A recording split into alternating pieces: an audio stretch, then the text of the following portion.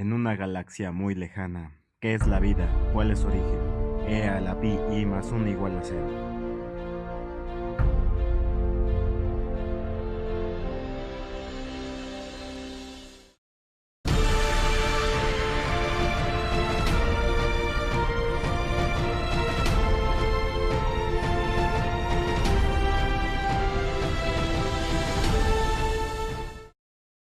Hola viajeros, llegaron al espacio para escuchar ciencia. En esta ocasión contaremos con la ayuda de Paul de Crew, cazadores de microbios. Que comience el viaje. Nunca se habría conocido hombre más difícil de convencer que Leeuwenhoek. Miraba y remiraba este aguijón de abeja o aquella pata de escarabajo 1 y 100 veces. Dejaba clavadas las preparaciones en la aguja de su extraño microscopio durante meses enteros y con el fin de observar otras cosas se fabricó cientos de microscopios. Luego volví a examinar aquellas preparaciones, confrontando escrupulosamente el resultado de las nuevas observaciones con las anteriores.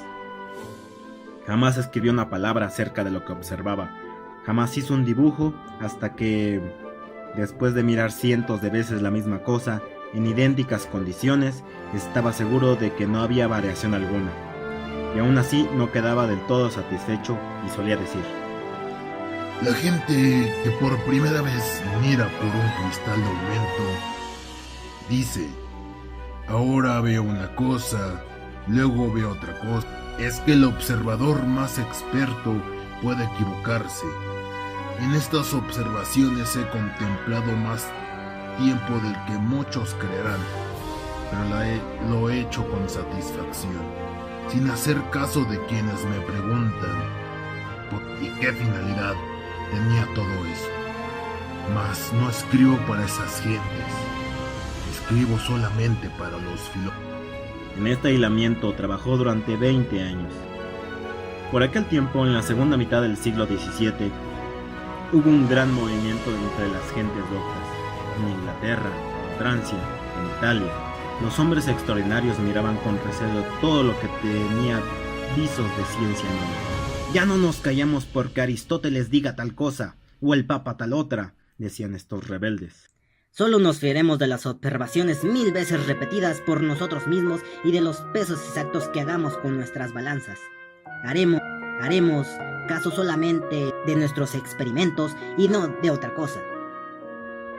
Y en Inglaterra, unos cuantos revolucionarios de estas fundaron la sociedad llamada el Colegio Invisible, que tuvo que ser, obviamente, invisible, porque Cromwell los había ahorcado por conspiradores y herejes si hubieran llegado a enterarse de los extraños asuntos que intentaban dilucidar. ¿Y qué experimentos los que hicieron aquellos investigadores tan escépticos? Póngase una araña dentro del círculo hecho con polvo de cuerno de unicornio y la araña no podrá salir de él, decía la sabiduría de aquel tiempo. ¿Y qué hicieron los miembros del Colegio Invisible? Uno de ellos aportó lo que suponía era polvo de cuerno de unicornio, y otro llegó con una araña pequeña. La sociedad de entrena se juntó bajo la luz de grandes candelabros. Silencio. Gran expectación. Empezó el experimento y aquí el resultado. Se hizo un cerco con polvo de cuerno de unicornio. La araña fue colocada en su centro, pero inmediatamente salió corriendo fuera del círculo. ¡Qué percepción tan infantil!, pensaríamos hoy, pues naturalmente. Pero recordemos que entre los miembros del Colegio Invisible figuraban Roberto Boyle, fundador de la química científica, e Isaac Newton. Así era el Colegio Invisible. Y poco después, cuando Carlos II subió al trono, el Colegio Invisible salió de la penumbra y ascendió a la dignidad de la Real Sociedad de Inglaterra. Sus miembros fueron el primer público que tuvo Leeuwenhoek. Había en Delft, lugar de nacimiento de Leeuwenhoek, un hombre que no se ría de Anton van Leeuwenhoek. Era Regnier de Graaf, a quien la Real Sociedad había nombrado miembro correspondiente por haberle dado cuenta de sus estudios sobre el ovario humano. Aunque Leeuwenhoek, por aquellos años, ya era muy aristo y desconfiaba de todo mundo, al fin permitió a Graaf que mirase por aquellos ojos mágicos suyos, aquellas diminutas lentes sin igual en Europa, Casi avergonzado por su propia fama, Graf se apresuró a escribir a sus colegas de la Real Sociedad. Hagan ustedes que Antonio van Leeuwenhoek les escriba comunicándoles sus descubrimientos. Leeuwenhoek contestó el ruego de la Real Sociedad con toda ingenua familiaridad del hombre de pueblo, que no se hace cargo de la profunda sabiduría de los filósofos a quienes se dirige. Fue una carta muy larga, escrita en holandés vulgar y en la que divagaba acerca de cuánto existe bajo las estrellas. El encabezamiento de la carta decía así: exposición de algunas observaciones hechas con un microscopio ideado por Mr. Leeuwenhoek referentes a las suciedades que se encuentran en la piel, en la carne, el aguijón de una abeja, etc. La Real Sociedad quedó asombrada. La carta hizo gracia a aquellos señores tan imbuidos en la sabiduría, pero sobre todo quedaron asombrados de las maravillas que Leeuwenhoek aseguraba haber visto a través de sus lentes. El secretario de la Real Sociedad, al dar las gracias a Leeuwenhoek, le dijo que esperaba que esta, su primera comunicación, seguiría muchas otras. Y en efecto, lo fue, pues nuestro holandés envió cientos de ellas en un periodo de 50 años. Eran unas cartas de estilo familiar, llenas de sarcásticas observaciones sobre la ignorancia de sus convecinos, poniendo al descubierto las imposturas de los charlatanes y disipando supersticiones añejas. A ratos hablaba sobre su propia salud, pero entreveradas en los párrafos de esta prosa familiar tenían los esclarecidos miembros de la Real Sociedad en el honor de leer descripciones magníficamente exactas de los descubrimientos inmortales logrados con el ojo mágico de aquel conserje y tendero de Delft. Y qué descubrimientos de aquellos lores. Mirando hacia atrás, nos parecen sencillísimos muchos de los descubrimientos fundamentales de la ciencia.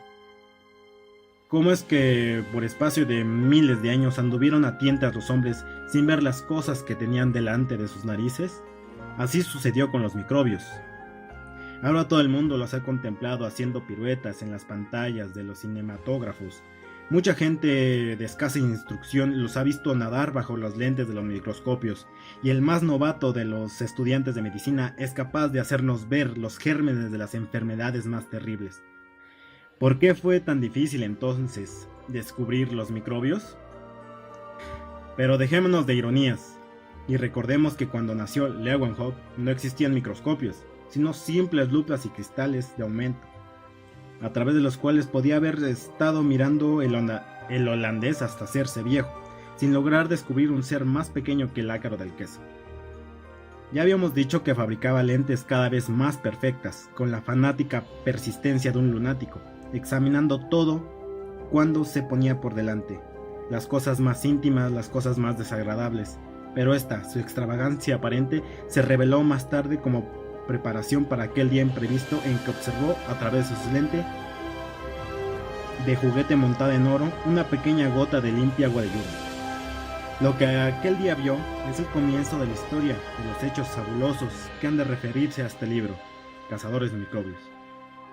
Leeuwenhoek era un observador maniático.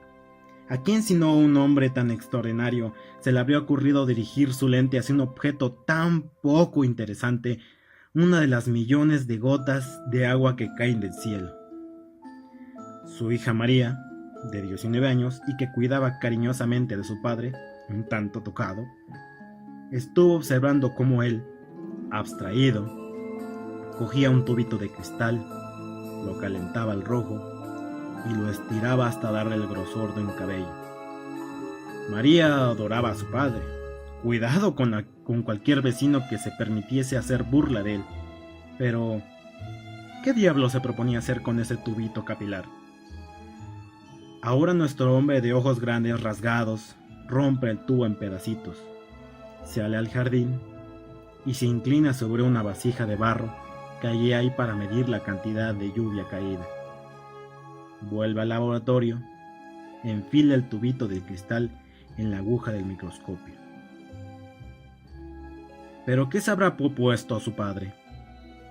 Mira a través de su lente y murmura entre dientes unas palabras. y de pronto se oye la excitada voz de Leeuwenhoek. ¡Ven aquí! ¡Date prisa! El agua de lluvia y unos bichitos. Nadan, dan vueltas, son miles de veces más pequeños que cualquiera de los bichos que podemos ver a simple vista. Mira, mira lo que he descubierto. Había llegado el gran día del Leeuwenhoek. Alejandro Magno fue a la India y descubrió elefantes gigantescos, como hasta entonces no habían sido vistos por los griegos. Pero esos elefantes eran cosa tan corriente para los indios como los caballos para Alejandro. César fue a Inglaterra y se encontró con salvajes que lo dejaron pasmado. Pero esos británicos eran tan conocidos unos de otros como los centuriones romanos lo eran para César. Balboa, ¿cuál fue su engreimiento al contemplar el Pacífico antes que ningún europeo? Y aquel océano era tan familiar a los indios de Centroamérica como del Mediterráneo a Balboa. Pero Leeuwenhoek, este conserje de Delft, había sorprendido un mundo fantástico de seres subvisibles, criaturas que habían vivido, que habían multiplicado, se habían batallado, habían muerto ocultas por completo a todos los hombres desde el principio de los tiempos. Seres de una casta que destruye y aniquila razas enteras de hombres de 10 millones de veces más grandes que ellos mismos. Seres más terribles que los dragones que vomitan fuego o los monstruos con cabeza de hidra. Asesinos silenciosos que matan a los niños en sus cunas tibias y los reyes en sus seguros palacios. Este es el mundo fantástico, fabuloso, al que Leeuwenhoek, entre todos los hombres de todos los países, fue el primero en asomarse. Grande fue el día para Leeuwenhoek. Si quieren escuchar algún otro montaje de ciencia, para eso están los comentarios. Mano arriba si les ha gustado y suscríbanse. Se despide su amigo Frankensteiner desde Focus Pocus. Que la ciencia los acompañe. En una galaxia muy lejana, ¿qué es la vida? ¿Cuál es su origen? E a la pi i más 1 igual a 0.